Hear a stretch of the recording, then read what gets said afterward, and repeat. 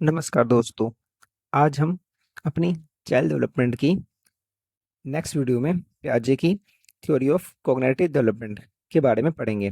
इससे पहले हमने देखा था कि जो डेवलपमेंट चाइल्ड डेवलपमेंट है उसके 3 डोमेन्स हैं: कॉग्निटिव डोमेन्स, फिजिकल डोमेन्स और सोशियो इमोशनल डोमेन। ठीक है। तो कॉग्निटिव डोमेन्स में हम देखेंगे कि अलग अलग थ्योरीज या अलग अलग साइकोलॉजिस्ट ने क्या क्या कहा है। फिर हम फिजिकल डेवलपमेंट में उसी तरह उनकी थ्योरीज देखेंगे और इसी तरह हम सोशियो इमोशनल डेवलपमेंट के उनके पॉइंट्स देखेंगे। तो आज हम शुरू करते हैं कॉग्निटिव डेवलपमेंट की फर्स्ट थ्योरी, जो सबसे इम्पोर्टेंट है, जिसमें सबसे ज़्यादा क्वेश्चन पूछे जाते हैं। तो ये है हमारी पियाजे की कॉग्निटिव डेवलपमेंट की थ्योरी। ठीक है। सबसे इम्पोर्टेंट पार्ट, पियाजे को फादर ऑफ चाइल्ड साइकोलॉजी भी माना जाता है। यानी जो पियाजे हैं वो फादर ऑफ चाइल्ड साइकोलॉजी हैं। ऐसा क्यों है? क्योंकि जो पहले जितने भी रिसर्च हुई, जितने भी साइंटिस्ट थे, यानी जितने भी साइकोलॉजिस्ट या फिजिक वो सोशोलॉजिस्ट थे, उन सब ने जो रिसर्च करी वो अपना रियल चाइल्ड पे नहीं करी। उन्होंने या तो अपना एस्टिमेशन दिया कि अगर हम ऐसा करते हैं तो ऐसा रिजल्ट आएगा। जैसे हम बिहेवियरिस्ट साइंटिस्ट की बात करते हैं, है ना? तो उन सब का मानना क्या था कि मतलब वो रियल एक्सपेरिमेंट बच्चों पे नहीं करते थे। वो अपना एस्टिमेट ही लगाते थे और ऑब्जेक्ट या फिर एनिमल्स पे एक्सपेरिमेंट करते थे। जैसे कि आप देखते हैं स्किनर है बंड, और आपका वो है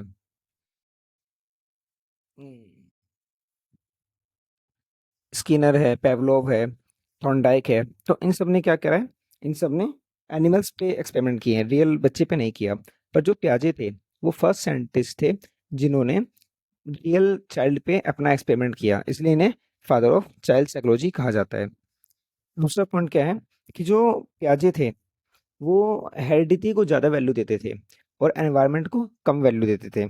उनका मानना था कि किसी बच्चे के डेवलपमेंट में सबसे ज़्यादा इम्पोर्टेंट रोल हेरिडिटी का होता है और उसके बाद एनवायरनमेंट का।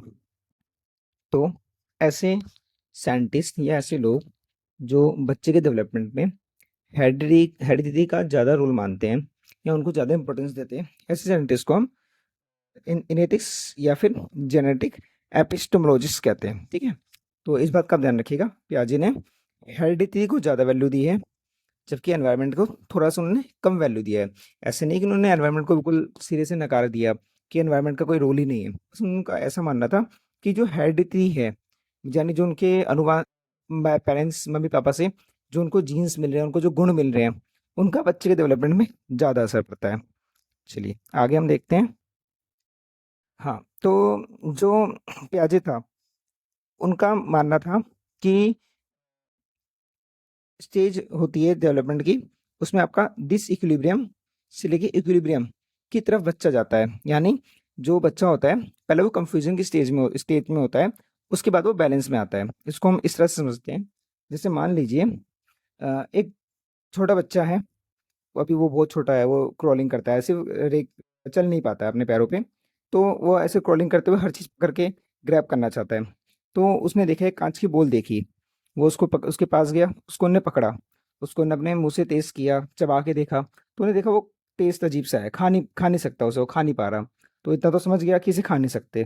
तो उनने फिर उसको क्या करा, जोर से फेंका, और जैसे उनने उसे जोर से फेंका वो कांच की बॉल टूट गई। तो अब क्या हुआ कि वो कंफ्यूजन में आ गया कि ये क्या चीज़ है जिसे हम खा नहीं सकते, तो उसका क्या यूज़ है, या फिर ये टूट गई है ना? वहीं वो दूसरी बॉल को, जो रबड़ की बॉल होती है, उसके साथ वो ऐसा करता है तो वो बाउंस होती है। ठीक है। तो भी कंफ्यूजन की स्टेट में था। जैसे ही वो कांच की बॉल टूटी तो उसे एक चीज़ समझ में आई कि ये जो कांच की बॉल है इसे हम खा नहीं सकते, पर हाँ हम इसे रबड़ की बॉल की तरह फेंक भी नहीं सकते क्योंकि ये टूट जाएगी। तो वो कंफ्यूजन की स्टेज से बैलेंस की स्टेट में आया, यानी वो डिस इक्विलिब्रियम से इक्विलिब्रियम की तरफ आया। और जो ये प्रोसेस उनने यूज़ किया, क्या प्रोसेस यूज़ किया उनने? उनने टेस्ट करके देखा, उनने फाइट करके देखा, उनने छू के देखा गर्म है ठंडा है कैसा है, उनने उसको फेंक के देखा। तो ये क्या है, उसका प्रोसेस है, और इस प्रोसेस को बोलते हैं इक्विलिब्रेशन। ठीक है। इस प्रोसेस को हम क्या बोलते हैं? इक्विलिब्रेशन। आगे हम इसको और अच्छे से समझ लेंगे, आगे देखते हैं हम। तो जो पियाजे था उन्होंने इक्विलिब्रियम को, इक्विलिब्रेशन इस जो प्रोसेस है उसको दो भागों में और डिवाइड किया। ये कौन से दो भाग थे आपका अडेप्टेशन और ऑर्गेनाइजेशन।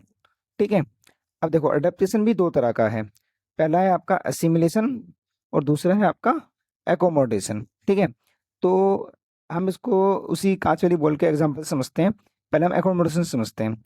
तो एकोमोडेशन क्या होता है? व्हेन वी मॉडिफाई और create new knowledge then it called accommodation, यानी हम जब कोई नई नॉलेज क्रिएट करते हैं या जो पुरानी नॉलेज है उसको मॉडिफाई करते हैं, उसमें कुछ चेंजेस करते हैं, तो उसको बोलते हैं एकोमोडेशन। ठीक है, आप इन दो वर्ड का ध्यान रखिएगा। जब हम नॉलेज में कुछ नया ऐड करेंगे, सॉरी, हम जब नॉलेज में कुछ मॉडिफाई करेंगे, अपनी नॉलेज पुरानी नॉलेज को चेंज करेंगे, या फिर हम पूरी नॉलेज ही नई बनाएंगे, तो उसको बोलते हैं एकोमोडेशन। और एसिमिलेशन क्या होता है कि हम जब अपनी पुरानी नॉलेज में नई नॉलेज को ऐड करते हैं। ठीक है, इस शब्द का ध्यान दीजिए, ऐड करना, यानी हम जब पुरानी नॉलेज में नई नॉलेज को ऐड करते हैं तो उसे एसिमिलेशन कहते हैं। पर हम जब पुरानी नॉलेज को बिल्कुल चेंज कर देते हैं या उसमें थोड़े चेंजेस करते हैं या चेंज करके नहीं बनाते हैं, तो उसको हम बोलते हैं एकोमोडेशन। न्यू नॉलेज या चेंजेस को बोलते हैं एकोमोडेशन, और प्रीवियस नॉलेज में नई नॉलेज को ऐड करना इसको बोलते हैं एसिमिलेशन। इसको हम उसी कांच की बोतल के एग्जांपल से ज़्यादा, कांच की बॉल के एग्जांपल से ज़्यादा अच्छे से समझ सकते हैं। देखिए, एसिमिलेशन में क्या होता है कि जब बच्चे ने कांच की बॉल को फेंका तो उसने देखा कि कांच की बॉल टूट गई, तो उसने अपनी जो पुरानी नॉलेज थी, उसकी पुरानी नॉलेज क्या थी कि रबड़ की बॉल होती है, उसको वो फेंकता है तो वो बाउंस होती है, तो और उससे वो खेलता है। पर अब उसको एक नई नॉलेज मिली कि कुछ तरह ऐसी गोल भी चीजें होती हैं जिसको हम फेंकेंगे तो वो बाउंस नहीं होंगी बल्कि वो टूट जाएंगी। तो उन्हें पुरानी नॉलेज में नई नॉलेज को ऐड किया। पुरानी नॉलेज क्या थी उसकी कि बॉल होती है गोल गोल शेप की, जिसको हम खा नहीं सकते, पर हम जिसको हम बाउंस फेंकते हैं तो बाउंस करके आती है। उसमें अब उन्होंने नई नॉलेज क्या जोड़ी कि अगर हम हर गोल चीज को हम बॉल की तरह नहीं होती है, बाउंस ही करेगी वो। अगर हम कोई ऐसी चीज भी होती है जो कांच की होती है और जिसको हम फेंकते हैं तो वो टूट जाएगी। अब एकोमोडेशन क्या होता है कि जैसे मान लीजिए अब उन्होंने देखा कि जो बॉल है, अब उसने गोल चीज से रिलेट किया कि बॉल है, वो बॉल को अगर फेंकेगा तो डैमेज हो जाएगी। तो बच्चे ने क्या करा कि उसने एक नई नॉलेज बनाई कि जैसे अमरूद है या एप्पल है, वो भी गोल है पर उसे हम खा भी सकते हैं, उसे हम खेलते नहीं है। तो एक वो न्यू नॉलेज है उसके लिए, वो उसको उस नॉलेज को इस बॉल वाली नॉलेज के साथ मर्ज नहीं कर सकता। ठीक है, तो यहाँ से आपका ये ये जो एसिमिलेशन है और जो एकोमोडेशन है वो क्लियर होता है। अगला है आपका ऑर्गेनाइजेशन। ऑर्गेनाइजेशन क्या होता है कि हम नॉलेज को अरेंज कर रहे हैं। जैसे इसको आप देख सकते हैं, आप शॉप में जाते हैं, शॉप में दुकान में क्या होता है कि अलग अलग चीज़ें अलग अलग जगह रखी जाती हैं। जैसे अगर बिस्किट्स हैं तो बिस्किट वाला कॉलम अलग होगा। ठीक है, अगर साबुन है तो साबुन का कॉलम अलग होगा, ऑयल का कॉलम अलग होगा। ठीक है, और दालें अलग अलग जगह रखी जाएंगी। तो हमने क्या करा, नॉलेज को उनके सिमिलरिटीज के बेस पे या उनके कॉमन करेक्टर्स के बेस पे अलग अलग डिवाइड कर दिया। तो इसको हम क्या बोलते हैं, अरेंज करना, चीज़ों को, नॉलेज को अरेंज करना। तो इसे हम बोलते हैं ऑर्गेनाइजेशन। ठीक है, एक होता है आपका स्कीमा। ठीक है, स्कीमा क्या होता है, जब हम किसी भी चीज़ की एक नॉलेज बना रहे हैं, यानी हमें किसी भी एक चीज़ का आइडिया है कि वो क्या है, दिखने में कैसी है। जैसे इसको हम अगर एग्जांपल से समझे कि आपके पास एक पेन है, आप उस पेन को देखते समझ जाते हैं कि ये एक पेन है और इसका काम एक लिखने का है। ठीक है, तो उस पेन की इमेज को देखते ही आपके माइंड में एक स्कीमा बन गया है।